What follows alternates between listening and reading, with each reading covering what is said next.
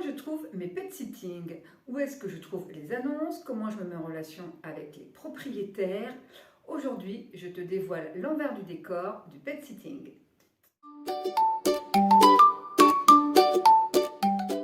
Eh bien salut, moi je suis Diane, nomade en camping-car depuis 2019 avec mes enfants.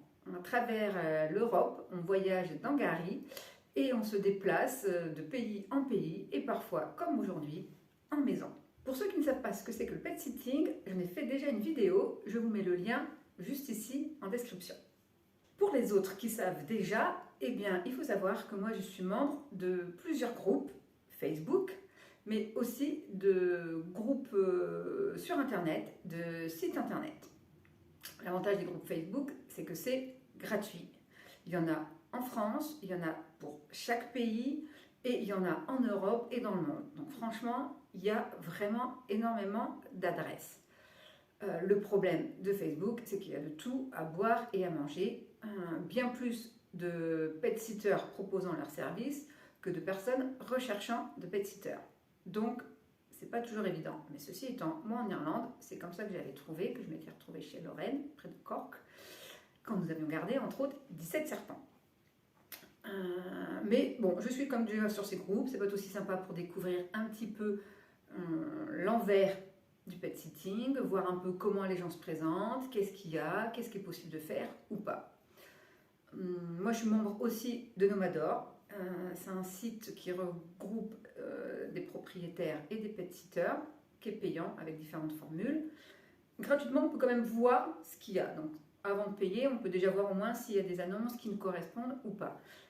C'est très français, très axé sur le francophone et la France en elle-même, donc ça peut être pas mal quand on veut rester en France.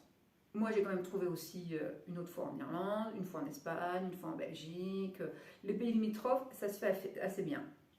Là par exemple je suis en Allemagne, mais c'est pas sur Nomador que j'ai trouvé, c'est sur House of Sisters, qui est un autre site un peu plus cher que Nomador, avec beaucoup plus de fonctionnalités, mais surtout qui est international. Il y a énormément d'offres en Europe, dans le monde entier, c'est américain de base, donc aussi aux États-Unis.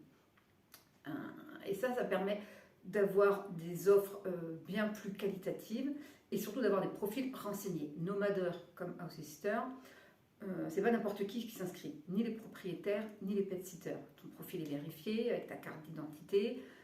Tu peux mettre des informations sur toi, sur ce que tu recherches comme pet sitting et aussi ce que tu recherches comme pet sitter. Par exemple, moi qui suis en famille en camping-car, il y en a c'est pas du tout le profil qui leur correspond et d'entrée de jeu, ils disent non, on veut pas de famille, par exemple s'ils sont en ville ou parce qu'ils n'ont pas un logement adéquat.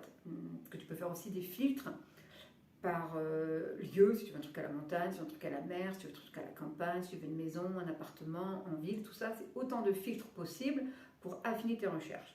Moi, je ne vous le cache pas, je fais recherche, le seul truc qui m'importe, moi, c'est d'avoir une maison pour pouvoir me garer. Parce que voilà, quand on arrive à être garé, il faut que j'ai de la place, et en général, c'est beaucoup plus facile dans une maison qu'en ville, par exemple, en appartement, etc., etc. Et de toute façon, en général, les personnes qui acceptent ce genre de profil que moi j'ai sont aussi des personnes qui ne vont pas, qui habitent pas en ville. Quoique, j'ai failli aller au Danemark là, mais le problème c'était que Gary était garé trop loin et que je ne voulais pas laisser mon camping-car trop loin de la maison, alors que quand je suis en pet sitting, techniquement je ne suis pas dans Gary, donc j'aurais pu. Mais je ne l'ai pas fait simplement par souci de praticité. Mais quand on est tout seul ou qu'on n'a pas un gros bordel à trimballer, le pet sitting, tu peux l'en faire partout. C'est génial pour découvrir des nouveaux lieux, s'occuper d'animaux, parce que ça reste quand même ça à la base. Donc moi, je n'ai que obscurité, mais mes enfants adorent les animaux. Donc pour eux, le pet sitting, c'est aussi une forme de compensation par rapport aux animaux. Donc là, ils s'attachent un certain temps à différents animaux, ils en prennent soin, parce que parfois c'est juste des animaux comme ça, mais parfois il y a vraiment des soins importants à amener. Par exemple, là, nous avons en charge Hudson. Hudson qui est un chien entraîné, qui a donc plusieurs entraînements par semaine, avec un dog trainer auquel il faut aller. Il a toute une alimentation bien spécifique, parce qu'en plus, il a des allergies. il a tout un tas de codes comme ça qu'il faut respecter, donc ça c'est ultra important. Et entre les sorties, les activités, machin, c'est du 2 heures par jour, rien que pour lui. Parce qu'il y a aussi le chat. Donc voilà, il faut être aussi conscient de ça. C'est aussi des responsabilités, qu'on aime ou qu'on n'aime pas. Mais en tout cas, il y a ce côté que moi, mes enfants aiment beaucoup, c'est aussi de prendre en charge, d'avoir des responsabilités qui n'ont pas un temps normal. Ce qui est aussi très cool, c'est pour découvrir des nouveaux lieux, mais aussi des nouvelles personnes. Parce que le propriétaire de l'animal, il a ses habitudes, il a les voisins. Voilà. À un moment donné, on est intégré dans une communauté, dans un groupe. Là, bon, on va promener Hudson. Il a des amis chiens qui vont s'y promener. On essaie de se retrouver ensemble et tout. Voilà. Ça crée aussi un autre lien social. Et ça, dans House Sister et Nomador, ils préviennent aussi, ils disent aussi exactement quel type de profil ils recherchent. Voilà, si c'est des personnes qui sont juste là pour faire de la surveillance, ou si c'est là vraiment pour s'en occuper, pour accompagner. Donc, par rapport au groupe Facebook, ça donne beaucoup plus d'informations, donc ça permet de beaucoup plus filtrer les réponses qu'on va donner, et pour les propriétaires, de choisir quel profil va être accepté ou non. Après, comme dans toute plateforme où on travaille avec de l'humain, il y a des gros cons, voilà. Il y en a qui ne répondent pas du tout. Il y en a qui vont ouais super et tout, ça se fait, limite la transaction est accordée et puis ils disparaissent parce qu'ils ont peut-être trouvé mieux ou parce qu'ils ont changé et qu'ils n'osent pas te le dire. Bon, bref, voilà. En général, il n'y a pas faux bon. C'est-à-dire que moi, quand je m'engage, je m'engage. Ça m'est arrivé en Irlande, la personne elle a annulé au dernier moment parce que pendant il y avait la tempête, et pendant cette tempête-là, le monsieur est tombé, s'est blessé au dos, voyage annulé. Donc là, forcément, c'est compréhensible. Mais moi, comme je suis un camping-car, de toute façon déjà sur place, ça ne change pas grand-chose à mon affaire. Je n'étais pas partie là-bas exprès. Donc ça, c'est des choses auxquelles il faut savoir quand même quand on traite avec des plateformes comme ça, il faut être sérieux. Parce qu'en plus, on te note, il y a des commentaires qui sont laissés, donc les personnes qui font faux bon ou qui disent oui à tout le monde et puis au final qui choisissent le meilleur truc, ça se fait pas trop.